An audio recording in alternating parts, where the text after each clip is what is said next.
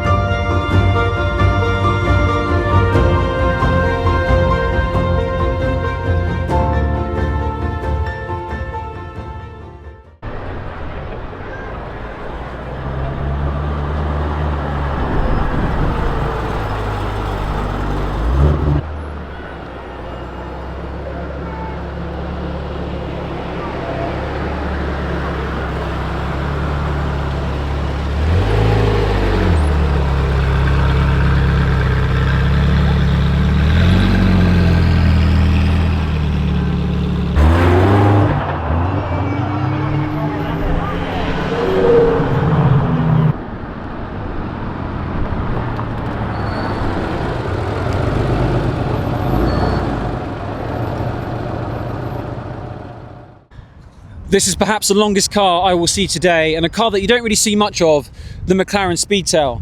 Only 106 of these were produced. They're very rare cars, the exact same production number as the McLaren F1, which in part this car pays homage to.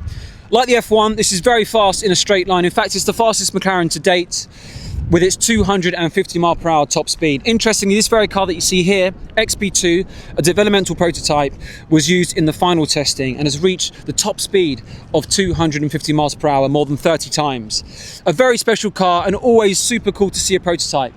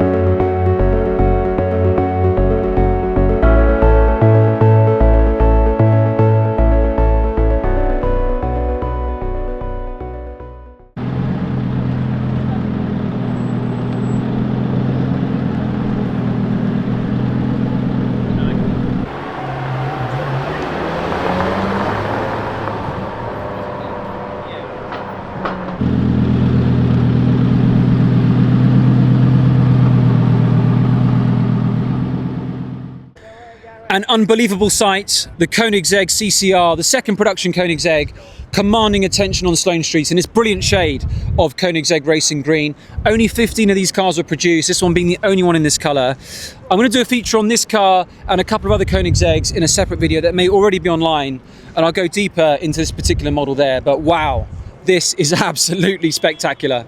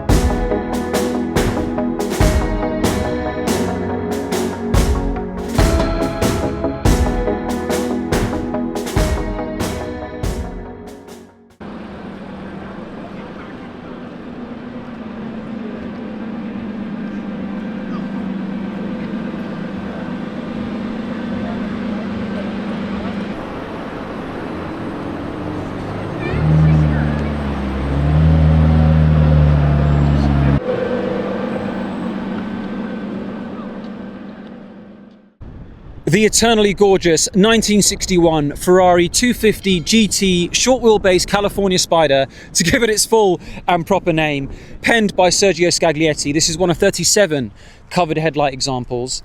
Ferrari produced around 106 California Spyders in total. I think about 50 or so of them were short wheelbase cars, as you see here. You can tell the short wheelbase cars because they have a slightly recessed bonnet vent too.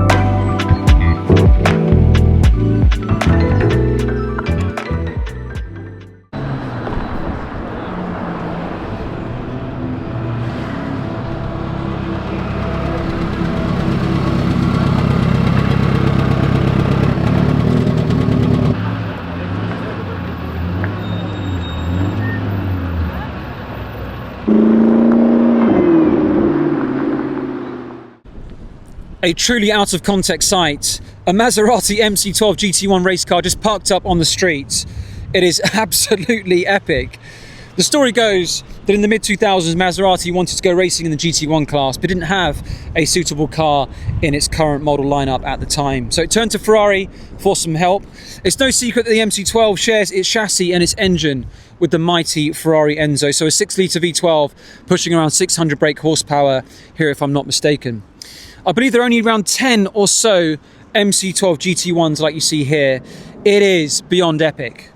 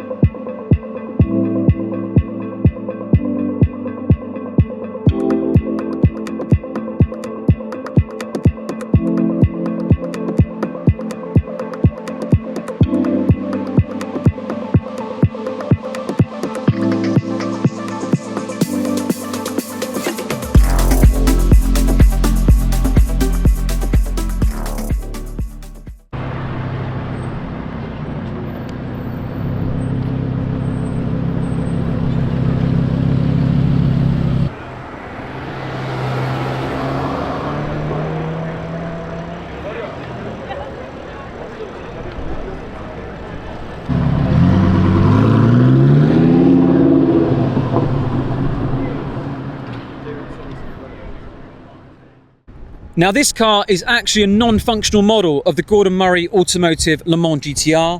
It's a special project that was commissioned by Joe McCarry to celebrate the iconic 24 hours of Le Mans endurance race. Naturally, there'll only be 24 cars, one for each hour of the race. Apparently the brief from Joe to Gordon was, if you were going to create a car for Le Mans today, what would it look like? And I think you'll agree, it looks pretty incredible.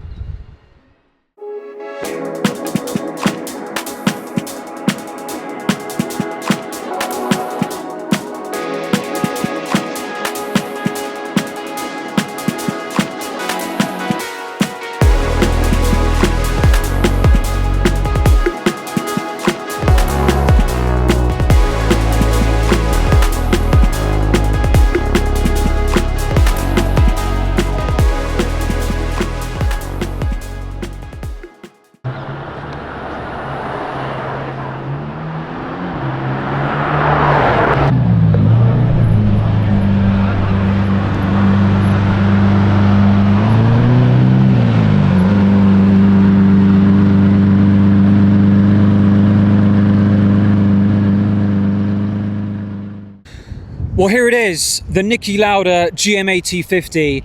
I don't know what colour this officially is, but let's call it very green. Designed to be an uncompromising track car for driver engagement, there'll only be 25 customer cars. One of the key differences is, of course, this high downforce body, which is visually striking, not least for the splitters, the fins, and that rear wing. I don't believe it shares any body panels with the original T50 road car. This car, XP3, is a prototype vehicle, and interestingly, the Niki Lauda was developed alongside the road car T50 and not laterally from it, as you see with many other manufacturers.